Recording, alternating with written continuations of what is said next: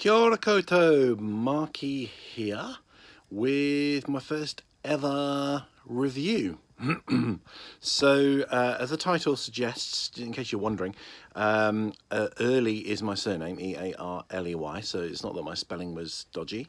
And it's called Late Reviews because I'm reviewing stuff that came out ages ago that I've finally caught up with, because that's kind of what I'm like. I'm kind of quite slow to catch up with some of these series. So I'm going to do a review of the 2009. Okay, so I'm not going to do a plot synopsis or anything like that. I'm kind of assuming that you've come to this channel, to this video, because you have watched it. So if you haven't, then I suggest don't watch. Go and watch the series first. I watched it on TVDBCC, which I don't know what I think about TVDBCC. Are they kosher? I've been using them to catch up on programs, but I do find some problems with them. So yes, the other part of the title, ND, so Earley's Late ND Reviews, that stands for Neuro-Diverse. Okay, so this is a kind of a bit of a, not quite a caveat, but something that I want to mention is that I have been reluctant to do reviews in the past because I'm neurodiverse, which means, well, I won't go into what neurodiversity is because I've done videos on that, so you can watch videos on neurodiversity. But one of the unfortunate things that I don't get the benefit from, I'm on the autistic spectrum, but I'm not somebody that kind of absorbs and remembers masses of information. In fact, my brain is more like a sieve. And one of the things that the way these things affect me is I don't recognise faces, and I don't follow plots very well or take in information very well. So, so I'm not always good at retaining and remembering plots and what happened and characters, and I almost never remember character names. So there may be errors in some of what I've said, and where I'm not sure, I will be tentative. Now, what would be great is to get some conversation going, and if I've made any errors, perhaps you could kindly point them out. Now, again, this is a caveat. Lots of people who follow science fiction are also on the spectrum, and lots of people who are on the spectrum often kind of forget to be polite.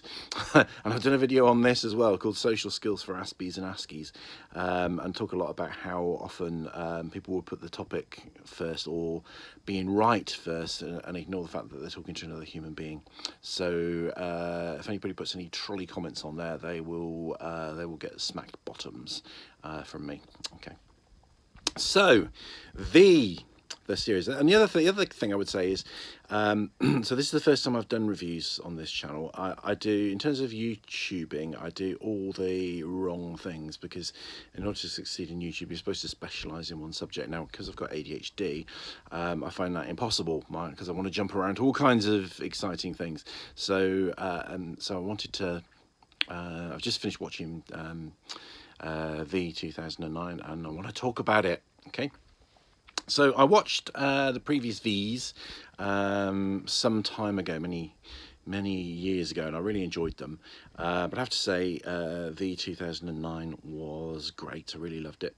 Now, they made 2 series with a view to making a third. And it's always kind of difficult, isn't it, when it kind of cuts dead in the middle, because, you know, obviously there are some kind of potentially some things that don't make sense, because they're little kind of previews of what is to come. So so I have to kind of bear that in mind in terms of being fair in this review, that you know, they were planning more. They had plot lines that they'd started that they didn't get to develop or finish. So, what do I like about V? Most things I like about V 2009. I love the casting. I think not only are there some brilliant actors in this, but there's something really interesting about everybody's face. Everybody's got a sort of a really a certain look, I think. So, for example, Kyle. I love the way Kyle looks. And Anna, wow, you know, there's something about the head and shoulders You know, the long kind of neck and the curve of the shoulder that just naturally looks very alien. And I like the subtlety of some of the acting, particularly the character that plays Marcus. And Marcus fascinated me all the way through, and brilliant acting, because he's kind of conveying sort of subtle things with his eyes, but you can't really get the measure of quite what's going on in his head. I wish, and this might have happened in the third series, I wish they'd used Marcus more. Because I suppose the sense I get with him is that he reminds me a little bit of, now again, Animal Farm, George Orwell, not something I've read for a long time, but I think there's a Shire horse, or there's certainly a work horse, I think he's called Boxer, and he doesn't really understand all the politics and all the machinations that are going on around him with the different kind of people that are leading the animal crew, but he has this absolute trust and loyalty to them. And you know what he's always saying is, "Oh, I must work hard. If I work harder, everything will be okay." And he reminds me of that, with kind of his loyalty to his queen. He wants the very best. He's kind of he's often kind of gently challenging, you know, Anna. You know, he's a little bit like Sergeant Wilson, isn't he? Is that wise, sir? So yeah, love Marcus. Love Kyle. Love Kyle's accent. Brilliant accent for an Australian. Oh, American filmmakers, why do you do this? Why do you allow such poor renditions or attempts at English accents? You know, he's got a real dose of Dick Van Dyke syndrome. I love Dick Van Dyke, but I'm thinking Dick Van Dyke in Mary Poppins and his attempt at a Cockney accent, which was really off the mark. So yeah, Kyle sounds very Australian. I quite like his accent, you know, but you know, I think you know, just make him Australian. You know, he could have been Australian. So, and I think there's a theme running through, and Kyle is one of the players in this kind of theme of psychopathy. A lot of science fiction kind of draws on this, on lack of empathy, lack of emotion. Often science fiction, I think, does this very badly. But this is a theme, and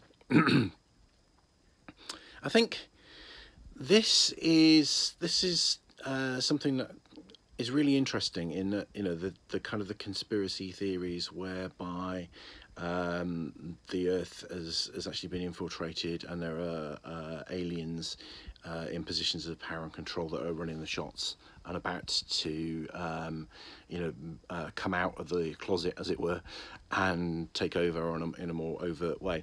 You know, very much in, you know, I mean, this is very David Icke. I'm interested in how much, you know, did and the timings. Maybe somebody can answer this. How much did V influence David Icke, and how much did David Icke influence V? But I think, you know, often these reptile things, as David Icke talks about reptilians, is a kind of analogy for the coldness of psychopaths. And we know that psychopaths often actually make very good leaders and often get to high positions. You know, we tend to think of psychopaths often as crazy criminals, but actually, you know, you're more likely to meet a psychopath on your church council than you are in prison.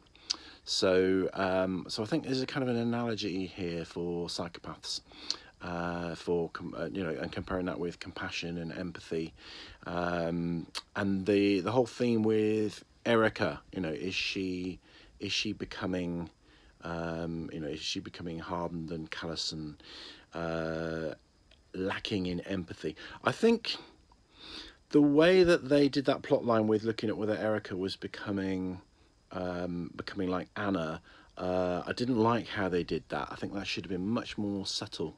That was really kind of, you know, like kind of I don't know, like throwing a sack of spanners on the floor. You know, really kind of clunky and in your face, and, you know, not well played. I think that part, that should have been you know, it should have been a kind of a subliminal plot line, I think.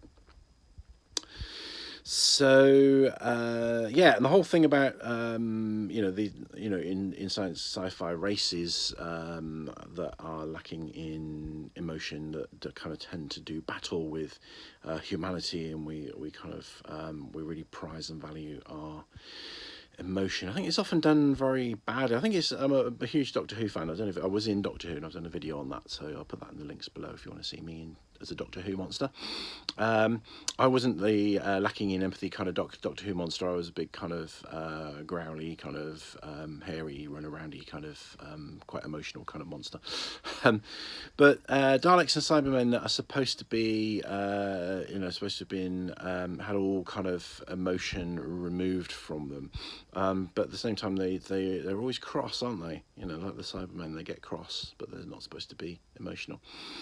I mean, perhaps the Daleks are supposed to have I think they're supposed to have anger and hatred, but they also show fear at times. So I don't think it's ever properly done, really. I think maybe they're using the wrong word. Maybe rather than saying, we've had emotion removed from us, maybe they should say we've had compassion and empathy removed, and then that kind of makes it much clearer, much easier, and less of a confused and inadequate kind of premise, really. So I'm going to break here. This is going to be a series because I can't upload very long videos, so we're going to pause. So I hope you join me in part 2. Got lots more to talk about the different characters. So just to wrap up, I started to talk about Kyle. In that he presents as psychopathic. He's kind of quite a cold-blooded killer and work for the highest bidder, but also has the kind of the charm, which they talk about with psychopath, superficial charm. So I really like the character of Kyle. More in part 2. Please join me for that. Rangimarie, see you soon.